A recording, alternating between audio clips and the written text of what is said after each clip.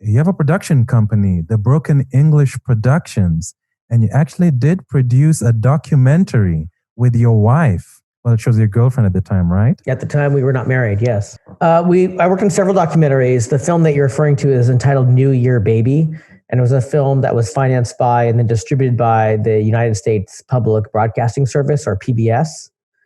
And it tells the story of her family's escape from the Cambodian genocide and their journey to become Americans.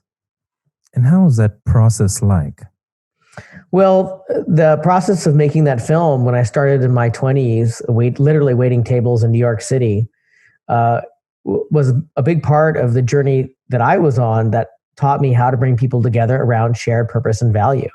I didn't have the resources, I didn't have the connections, I didn't have the know-how to make a film that would go on to be shared around the world in more than one country because it was relevant and had something to say that was healing.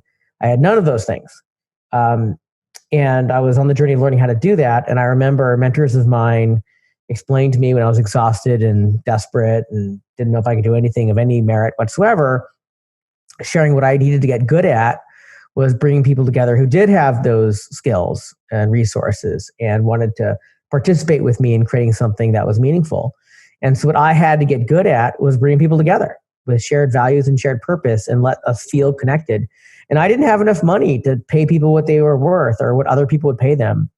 The reason they wanted to work with me is because they accurately understood that we together would create something meaningful. And we were doing that because we cared about the same things. And we were connected and we cared about one another more than any transactional relationship.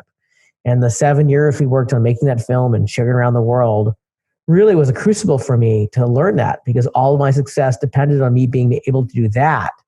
If I did everything else well and I couldn't do that, Andrew, my work wouldn't be seen by the world. If I could do that really well and was marginal in everything else, my work probably wouldn't be very good, but there was a shot that we could create something bigger than any one of us could.